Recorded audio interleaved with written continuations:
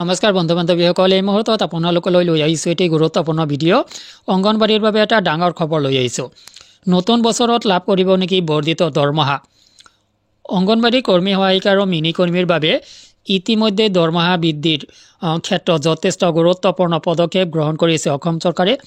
সেই অনুপাতে নতুন বছৰত বৰ্ধিত দৰমহা লাভ কৰিব পাৰে অংগনবাড়ী কৰ্মী সহায়িকা আৰু মিনি কৰ্মীয়ে।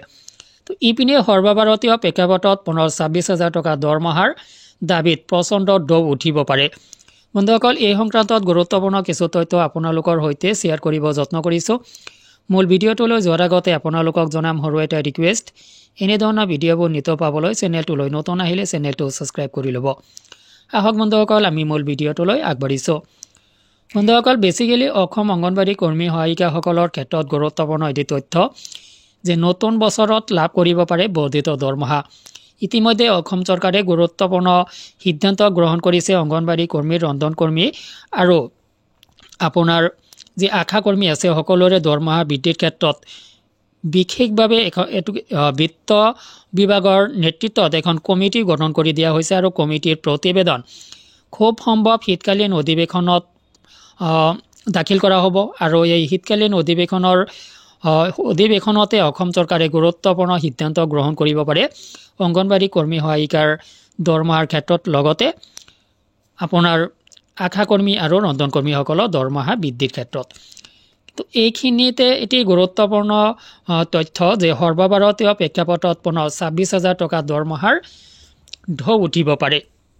আৰু এয়া সৰ্বভাৰতীয় অংগনবাড়ী কৰ্মী সহায়িকা সংস্থাৰ 34 এনিভাৰ্চাৰী ডেট।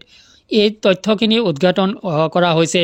তথ্যখিনিৰ ওপৰত জোৰ দিয়া হৈছে যে অংগনবাড়ী কৰ্মী সহায়িকা বা মিনি কৰ্মী হিচাপে এওঁলোকৰ কিছু প্ৰাপ্য আছে। সেই প্ৰাপ্য অধিকাৰখিনি তেওঁলোকে পাব লাগে, এনেকুৱাভাৱে দাবী উত্থাপন কৰা হৈছে। লগতে আপোনালোকক জনাইছোঁ যে ইয়াতে 26,000 টকা পাৰ মান্থ দৰমহা বিচৰা হৈছে, 10,000 টকা মাহিলী পেঞ্চন বিচৰা হৈছে। লগতে সুপ্ৰিম কোৰ্টৰ ৰায় অনুসৰি গ্ৰেজুৱেটিৰ কথা ইয়াতে উল্লেখ কৰা হৈছে, ৰেগুলাৰাইজৰ কথা উল্লেখ কৰা হৈছে। মই বিশেষ কাৰণত আপোনালোকক সেই পেজটো দেখুৱাব নোৱাৰিলেও পৰৱৰ্তী ভিডিঅ'ত এই তথ্যখিনি দেখুৱাবলৈ যত্ন কৰিম যে কেনেকুৱাভাৱে 6 জানুৱাৰীত এনিভাৰ্চাৰী ডে পালন কৰা হ'ব। আৰু সেই উপলক্ষে অংগনবাড়ী এছ'চিয়েশ্যনৰ জৰিয়তে পুনৰবাৰ 26,000 টকা দৰমহা অংগনবাড়ী কৰ্মী সহায়িকাসকলৰ প্ৰাপ্য বুলি কোৱা হৈছে। দাবী কৰা নাই যে তেওঁলোকে এইখিনি পাব লাগে। 26,000 টকা দৰমহা প্ৰতিমাহে অংগনবাড়ী কৰ্মীসকলে পাব লাগে। সেই অনুপাতে মিনি কৰ্মী বা সহায়িকায়ো দৰমহা লাভ কৰিব লাগে। তো লগতে মাহিলী পেঞ্চনৰ কথা কোৱা হৈছে 10,000 টকা। তো ইতিমধ্যে গ্ৰেজুৱেটিৰ ৰায় কাৰ্যকৰী কৰি গ্ৰেজুৱেটি পাব লাগে, তেওঁলোকৰ অধিকাৰ বুলি কোৱা হৈছে। তো এনেকুৱাভাৱে বিশেষ এটা ঢৌ উঠাৰ সম্ভাৱনা আছে পুনৰবাৰ 26,000 টকা দৰমহাৰ ডিমাণ্ড কৰাৰ ক্ষেত্ৰত। তো বন্ধুসকল, তো এয়া সৰ্বভাৰতীয় প্ৰেক্ষাপটৰ কথা, কিন্তু অসমৰ ক্ষেত্ৰত নতুন বৰ্ষত আপোনালোকে বৰ্ধিত দৰমহা লাভ কৰাৰ যথেষ্ট সম্ভাৱনা আছে। এই সংক্ৰান্তত আপোনালোকৰ অভিমত জানিব বিচাৰিম। ভিডিঅ' কমেণ্ট ছেকশ্যনত জনাব। আজিলৈ এৰিছোঁ, ধন্যবাদ।